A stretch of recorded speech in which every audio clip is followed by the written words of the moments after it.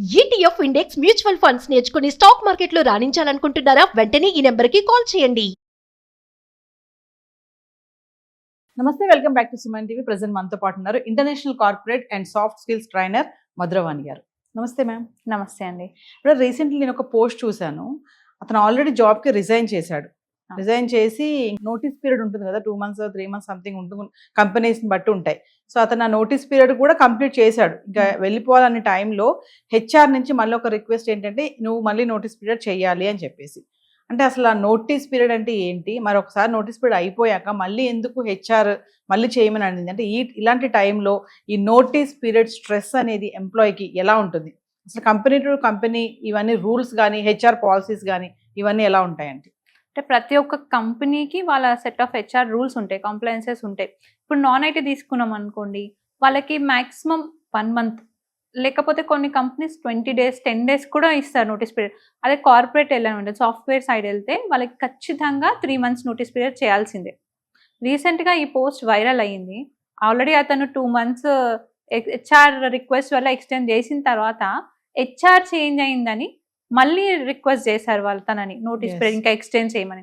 So అప్పుడు తను ఏం చేయాల్సిందంటే, వాళ్ళ హెచ్ఆర్తో రిక్వెస్ట్ చేసుకొని, లేకపోతే వాళ్ళు ఎవరైతే టీమ్ మేనేజర్ ఉంటారో, టీమ్ లీడర్ ఉంటారో, లేకపోతే ఎవరైనా హయ్యర్ అథారిటీకి ఈ ఇష్యూ తీసుకెళ్ళి ఉంటే తన ప్రాబ్లమ్ సాల్వ్ అయ్యి ఉండేది.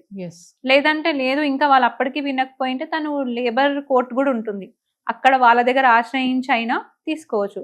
కానీ నోటీస్ పీరియడ్ సర్వ్ చేస్తేనే వీళ్ళకి ఎక్స్పీరియన్స్ లెటర్స్ కానీ పిఎఫ్ ఏమైనా ఉన్నాయి అవన్నీ ఇస్తారు అనమాట. అంటే మామూలుగా ఈ నోటీస్ పీరియడ్ ఎక్స్టెండ్ అవ్వడం అనేది అసలు ఉంటుందండి ఆర్గనైజేషన్లో?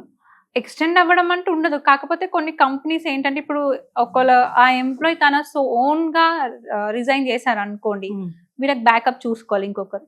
ఇన్ కేస్ వాళ్ళు దొరికేంత వరకు వీళ్ళని రిక్వెస్ట్ చేసుకుంటే అది ఎంప్లాయీ పైన డిపెండ్ అయి ఉంటుంది. తను ఎక్స్టెండ్ చేసుకోవడమా లేకపోతే వెంటనే వెళ్ళిపోవడమా ఆ ఎంప్లాయీ పైన డిపెండ్ అయి ఉంటుంది. జనరల్గా అయితే వాళ్ళు ఇచ్చిన నోటీస్ పీరియడ్ సర్వ్ చేస్తే క్లోజ్ అయిపోతుంది అక్కడ. బట్ ఇన్ కేస్ వాళ్ళకి రీప్లేస్మెంట్ దొరకకపోయింటే రిక్వెస్ట్ చేసుకునే ఛాన్స్ ఉంటుంది. అంటే ఇలాంటి సిచ్యువేషన్లో మరి ఎంప్లాయీస్కి నోటీస్ పీరియడ్ స్ట్రెస్ అనేది, ఆల్రెడీ రిజైన్ చేసేసాము, ఇంకో 2 monthsలో నేను వెళ్ళిపోతాననే ఒక మెంటల్ ఆ మూమెంట్లో ఉంటారు కదా వాళ్ళు.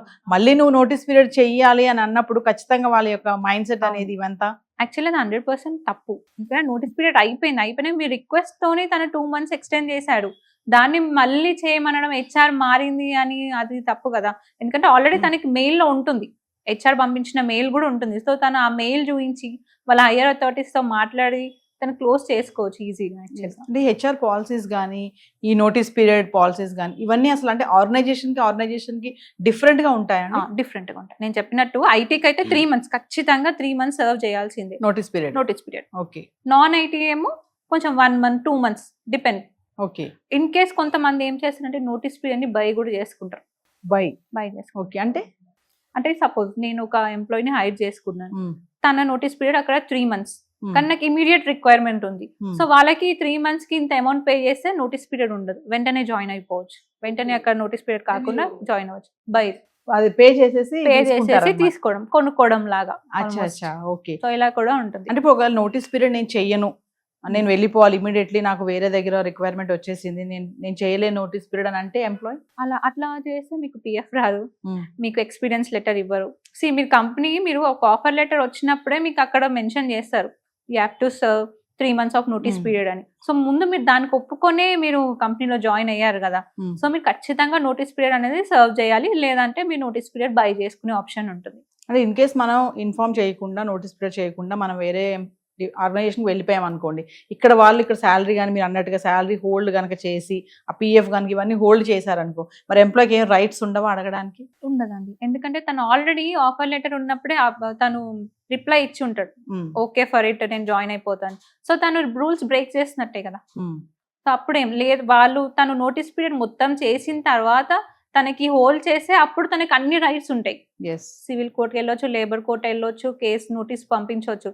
బట్ తను ఇక్కడ రూల్ బ్రేక్ చేస్తున్నాడు కదా, నోటీస్ పీరియడ్ సర్వ్ చేయకుండా వెళ్తున్నాడు కాబట్టి కంపెనీస్ కి ఆప్షన్ ఉంటుంది తన పైన రేస్ చేయడానికి. సో ఏదైతే పోస్ట్ వైరల్ అయిందో, మరి ఆ ఎంప్లాయీ నెక్స్ట్ ఏం చేశాడు అనేది విషయం లేదు అక్కడ. సో అతను కనుక మీరు అన్నట్టుగా లేబర్ కోర్టుకి కానీ వెళ్తే న్యాయం జరుగుతుంది అంటారు. అంటే అక్కడ ఎలా వెళ్ళాలి, ఎలా అప్రోచ్ అవ్వాలి? అంటే మనకి చాలా మనకి చాలా లేబర్ సిబిసి లాయర్స్ అడ్వకేట్స్ దగ్గరికి వెళ్ళొచ్చు మనం. ఎస్ అడ్వకేట్ దగ్గరికి వెళ్ళి నోటీస్ పంపించవచ్చు, సో అండ్ సో ఇష్యూ అవుతుందని. యాక్చువల్లీ ఒకవేళ తను వాళ్ళ హెచ్ఆర్ హెడ్ కానీ లేకపోతే కంపెనీ అథారిటీస్ ఎవరైనా ఉంటే వాళ్ళతో మాట్లాడి సాల్వ్ చేసుకోవచ్చు. ఎందుకంటే తనకి ఆల్రెడీ మెయిల్లో ప్రూఫ్ ఉంది, ఆల్రెడీ ఇట్లా 2 months ఎక్స్టెండ్ రిక్వెస్ట్ గానే ఉంది. సో అది ఉంది కాబట్టి చూసి నేను చెయ్యలేను, నా నోటీస్ పీరియడ్ ఇంతతో అయిపోయిందని మెయిల్ రాయడము, లేకపోతే సీనియర్ అథారిటీస్ తో మాట్లాడి క్లోజ్ చేసుకోవచ్చు. తను సివిల్ వరకు వెళ్ళాల్సిన ఆప్షన్ ఉండదు. ఇన్ కేస్ వాళ్ళు లేదు అస్సలకి కాదు అన్నప్పుడు ఆ స్టెప్ తీసుకోవచ్చు. ఇంకొక విషయం ఏంటంటే హెచ్ఆర్ ఆల్రెడీ చేంజ్ అయ్యారు ఇక్కడ. ఆ హెచ్ఆర్ ఉండగా ఈ అబ్బాయి నోటీస్ పీరియడ్ చేసేసాడు, కొత్త హెచ్ఆర్ వచ్చి మళ్ళీ చేయడం అన్నాడు. అంటే హెచ్ఆర్ టు హెచ్ఆర్ మారడం అనేది అంటే వీళ్ళు ఇద్దరికి కోఆర్డినేషన్ కానీ ఇట్లా అక్కడ ఉండదు, అలాంటి సందర్భాలు కూడా జరుగుతాయా? జరుగుతాయి. అంటే ఇప్పుడు కొత్త హెచ్ఆర్ ఎవరైతే ఉన్నారో తను ప్రాపర్ గా అర్థం చేసుకోలేదు అక్కడ ఏం, ఇంతకు ముందు తను వచ్చే ముందు ఏం జరిగింది, ఇప్పుడు ఏం చెయ్యాలి అని తను ప్రాపర్ గా అవగాహన లేదు. దాని వల్ల ఇదంతా కన్ఫ్యూజన్ అయ్యింది.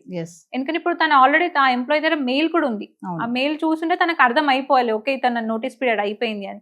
కాకపోతే ఇప్పుడు తను కొత్తగా వచ్చింది కాబట్టి తన ఇమీడియట్ రిక్వైర్మెంట్ ఏంటి, ఆ ఎంప్లాయీని రీప్లేస్ చేయడం. సో తను రీప్లేస్మెంట్ దొరకక మళ్ళీ ఈ ఎంప్లాయీని మళ్ళీ రిపీట్ గా వర్క్ చేయమని అడుగుతుంది. అక్కడ జరిగిన సిచ్యువేషన్ అది. బట్ అక్కడ కోఆర్డినేషన్ లేకపోవడం వల్ల ఇక్కడ ఎంప్లాయీ పైన అయితే స్ట్రెస్ పడింది. ఖచ్చితంగా స్ట్రెస్ కదా. ఎందుకంటే ఇప్పుడు తను చేయకపోతే మళ్ళీ శాలరీ ఎక్కడ హోల్డ్ చేసేస్తారు, ఎక్స్పీరియన్స్ లెటర్ ఎక్కడ ఇవ్వరు అని ఉంటుంది. అయితే మీరు అన్నట్టుగానే నిజంగా మనం ఫస్ట్ స్టార్టింగ్ లో జాయిన్ అయినప్పుడు ఇచ్చిన వాటిని మనం బ్రేక్ చేసి కనుక వెళ్ళిపోతే ఇమీడియట్లీ కంపెనీకి ఉండేటటువంటి పాలసీస్ ఏముంటాయి, ఏమేమి బ్రేక్ చేస్తారు ఎంప్లాయీ అంటే? పిఎఫ్ హోల్డ్ చేస్తారు. ఆల్రెడీ మనం ఎవ్రీ మంత్ పిఎఫ్ తీసుకుంటాం. మళ్ళీ ఇప్పుడు తను ఇక్కడ వెళ్ళిపోయి నెక్స్ట్ కంపెనీకి జాయిన్ అవ్వాలంటే ఎక్స్పీరియన్స్ లెటర్ కావాలి. ప్లస్ మీరు ఒక కొత్త కంపెనీకి జాయిన్ అయితే బ్యాక్గ్రౌండ్ వెరిఫికేషన్ జరుగుతుంది. అప్పుడు మీ కొత్త కంపెనీ వాళ్ళు వీళ్ళకి కాల్ చేస్తే వీళ్ళు ఇన్ఫార్మ్ చేస్తారు కదా తను నోటీస్ పీరియడ్ సర్వ్ చేయకుండా మధ్యలోనే బ్రేక్ చేసినప్పుడు, అది మీకు నెగిటివ్ రిమార్కే కదా. సో ఖచ్చితంగా మీరు నోటీస్ పీరియడ్ ఉంటే సర్వ్ చేయాల్సిందే, లేకపోతే బై చేసుకోవాల్సిందే. Thank you.